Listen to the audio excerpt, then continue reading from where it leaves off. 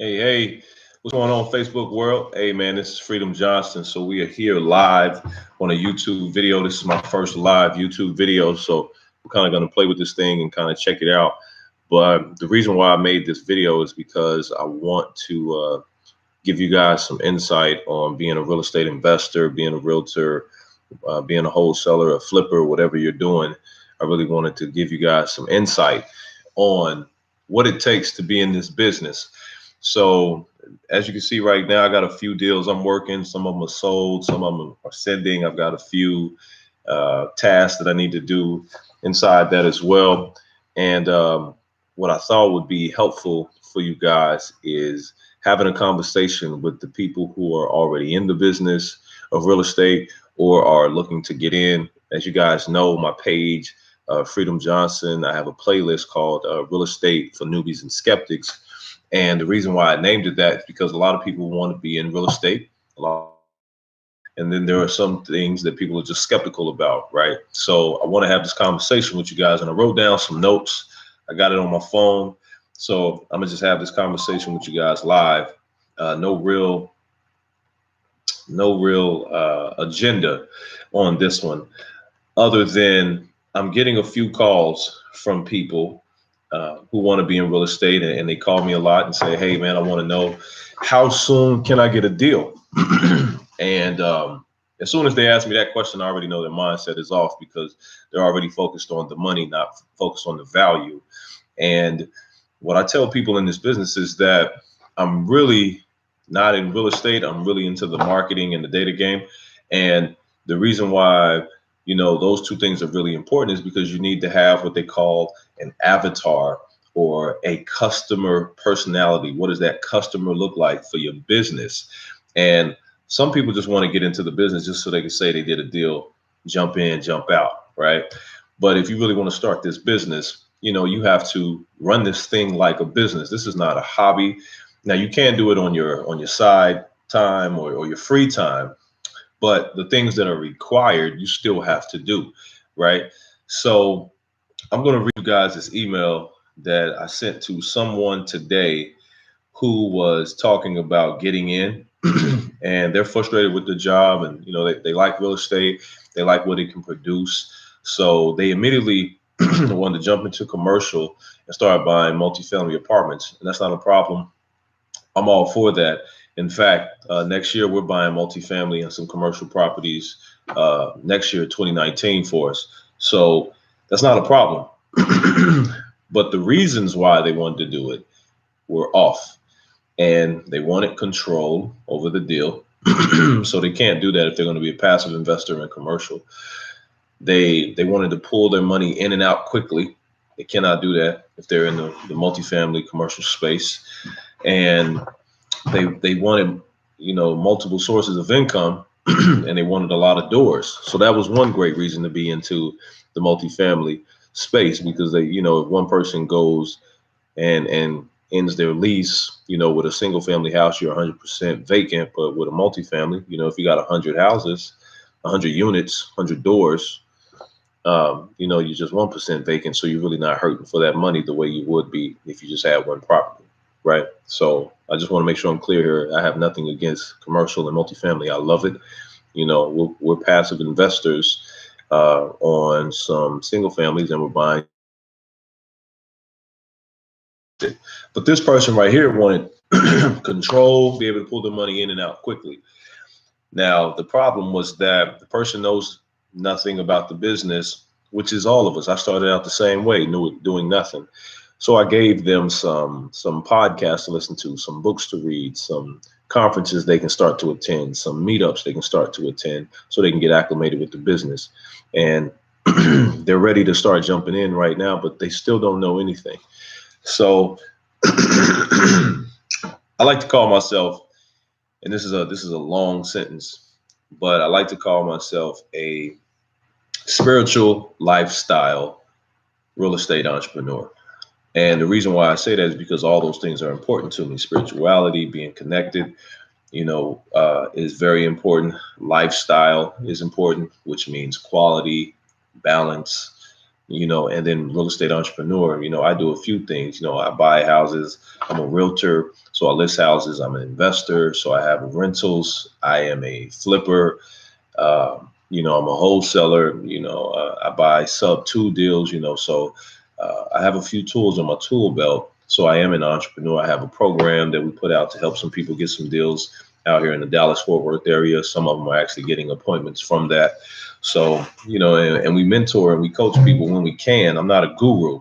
I'm just a man who loves the business and loves seeing people get inside of it. So I want to do what I can to help. I'm not a guru. I don't sell programs to these people saying, hey, buy this for $15.99. And, a few people ask me, hey, can you put a program together and help us and give us, some actual homeowners addresses and things like that? I said, sure. I did it for them, and it's working out for them. So I wish those guys the best of luck. And, you guys, if you ever need any help, just give me a call. So this person right here wants to get into real estate, and they do not know what type of lifestyle they want to have. They do know they want rentals, and they want those rentals to substitute their day job and replace that income, right? So we kind of looked at I looked at their finances. I looked at some of their debt. What are they paying? And, gave them some strategies on what they can do to lower those debts so they can open up money so that they can start to save and start buying real estate. And the question that the guy was asking is, sorry for that being so long as well, but I needed to give you the backstory so you can understand the mentality, because there are other people who have the same mentality. So the guy was asking, okay, so yes, I want to get in real estate and I want to start today. I was like, great, you can get started today, but let me ask you a few questions. Do you want to be a passive investor, or do you want to be an active investor? Because those two things require two completely different sets of time. They require a lot of different times. And so the guy was like, well, I got a day job right now, but I want to be active. So, well, it's all active. It's all relative. But I want to explain to you what I said to him so I can get you guys to understand being active in real estate. There is no easy button. There is no, I do this every now and then. There is an obsession in order to acquire deals. All right. So I'm just going to read this thing out to you guys right now.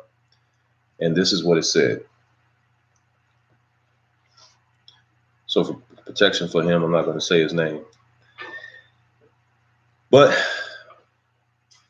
I say, hey, man, this decision is important. So I want you to take your time.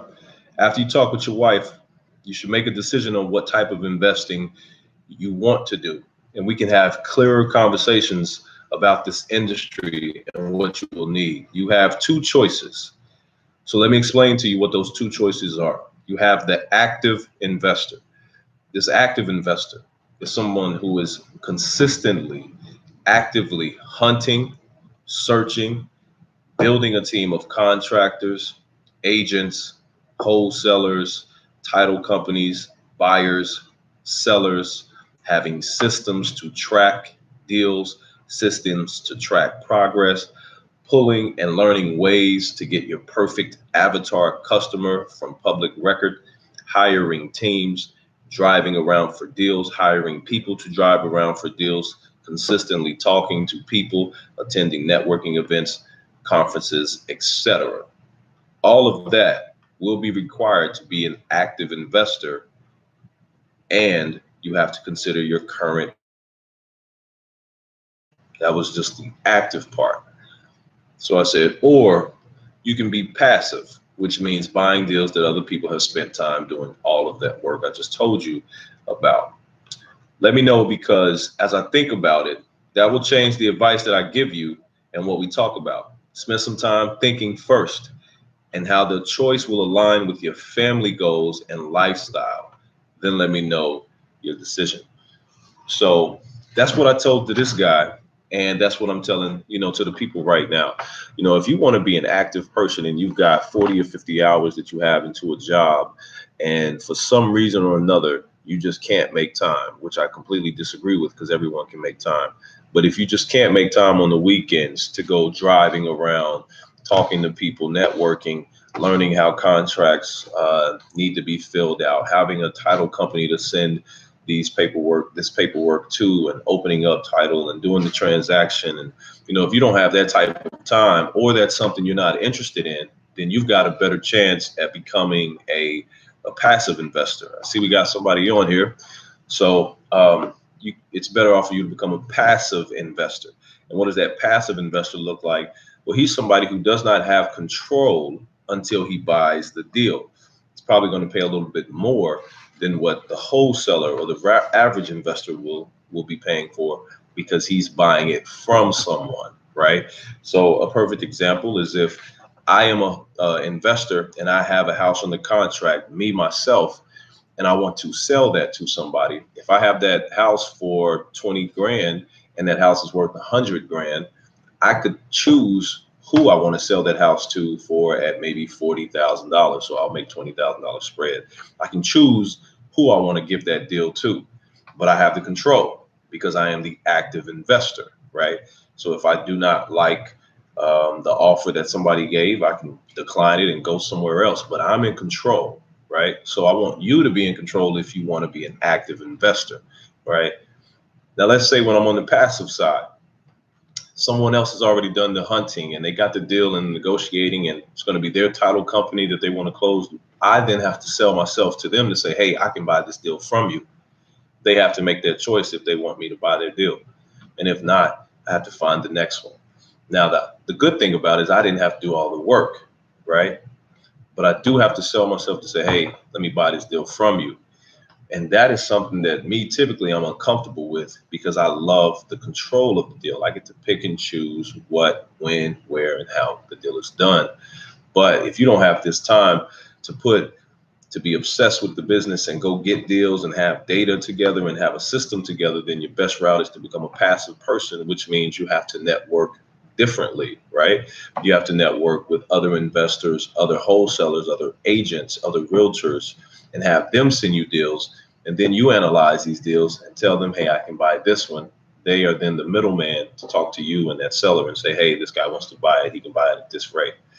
So I really want to give you guys this real insight, because this game of being an active investor is not easy. Okay. Every deal is different.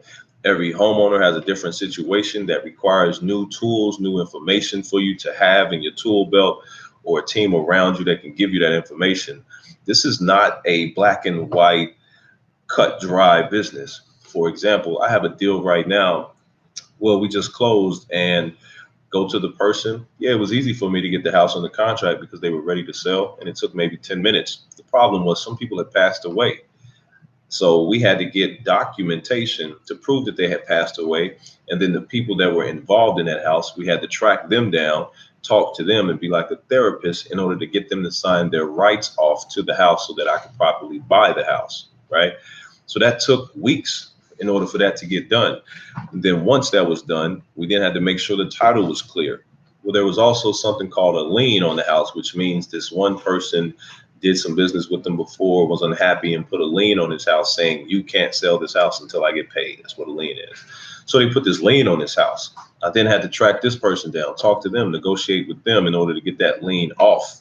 Once I was able to do that, then I could close on the house. And that alone took, I think, a month just to get the people in line and the people right in order to sign the paperwork off. Then had to take it to something called a notary, which is a bank or a post office or something like that. And they had to stamp and authorize this is okay. It's just the middleman saying, yeah, I recognize the signature. And so that's what that was. But that's me being the active part, right? Now, on the passive side, I thought about wholesaling this house to other people. So they didn't do all this work, right? So I'm obviously going to upcharge them, right? I got the house for, I don't know the numbers, we'll call it 40 grand. So I was going to sell it to this passive person for 65 grand, right? So they didn't do the work. They're going to pay the retail, but they still bought it at a great price because it was worth like 170,000. So they were still going to make money. But I chose not to wholesale that house, and I chose to flip it instead. I had these options because I had the control. So I want to tell you guys, for anybody who's going to watch this video, being an An active investor requires business mindset, systems, delegation, teamwork. It requires leadership skills. It requires a daily maintenance. It's like a car. You have to maintenance this. You have to watch this car and oil that machine every single day. You can't just leave the business when you're getting started and think the business is going to be running. You have to have these systems together and put people in the right positions. And there's a really good book called Traction that you should really read if you want to get into this business of real estate and run it like a business. All right. That passive guy, he doesn't have to do all that work.